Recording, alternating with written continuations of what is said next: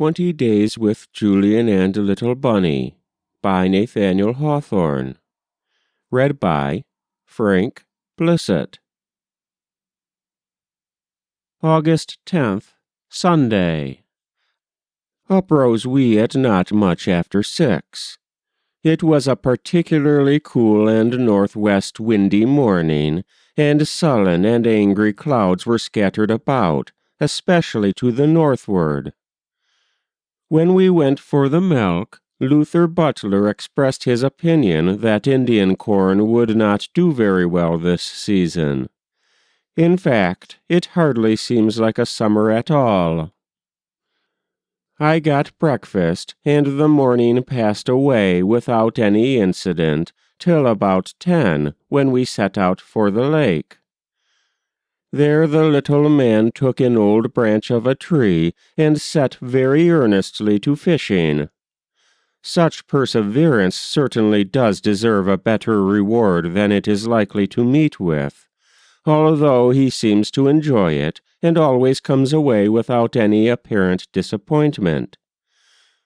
Afterwards we threw stones into the lake, and I lay on the bank under the trees and watched his little busyness, his never-wearying activity, as cheerful as the sun, and shedding a reflected cheer upon my somberness. From the lake we strolled upward, fighting mulleins and thistles, and I sat down on the edge of the tall pine wood. He finds so much to amuse him in every possible spot we light upon that he always contends stoutly against a removal.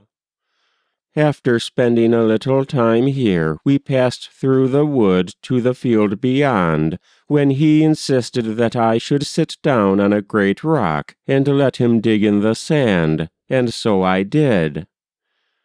Here the old boy made little holes and heaped up the sand, and imagined his constructions to be fairy houses. And I believe he would willingly have spent the rest of the day there, had I been as content as he. We came homeward by the cold spring, out of which we drank, and when we reached the house it was after 1. For dinner I gave him bread and water, and a small remnant of cornstarch pudding, and I myself ate a piece of cake and a cucumber.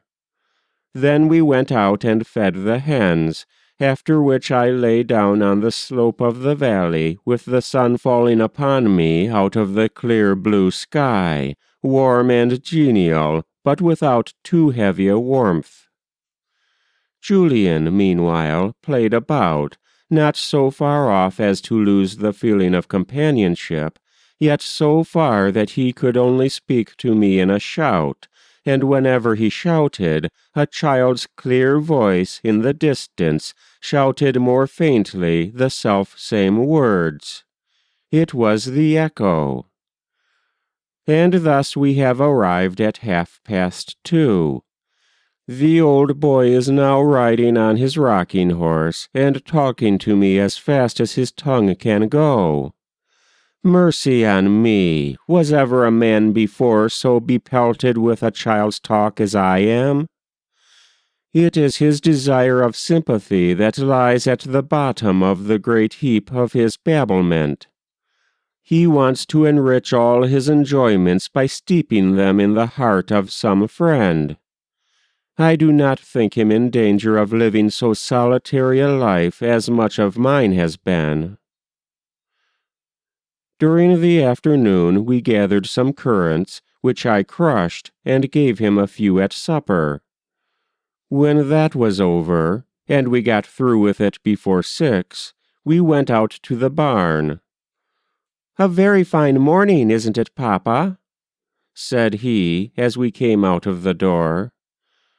I wish I could record all his apothegms, but they do not seem worth writing down till I have so far forgotten them that they cannot be recalled in their integrity. Today, after beating down a great many thistles, he observed, "All the world is a great pricker." He has an idea that I do not think him very wise, and this afternoon he asked, "Papa, do you think I don't know anything?" "I do," said I. "But I knew how to shut the boudoir door when you didn't," rejoined he. I am very glad he has that one instance of practical sagacity, though, after all, it was merely a chance hit, to console himself with. Nevertheless, I really think he has the stuff in him to make wisdom of in due season, and heaven forbid that it should come too soon. At bedtime, I indulged him in what he likes better than almost anything else, a rampageous sham battle, before undressing him, and at 7 o'clock he was finally stowed away. Let me say outright, for once, that he is a sweet and lovely little boy, and worthy of all the love that I am capable of giving him. Thank God! God bless him! God bless Phoebe for giving him to me! God bless her as the best wife and mother in the world! God bless Una, whom I long to see again! God bless little Rosebud! God bless me, for Phoebe's and all their sakes. No other man has so good a wife. Nobody has better children. Would I were worthier of her and them. My evenings are all dreary alone, and without books that I am in the mood to read, and this evening one like the rest.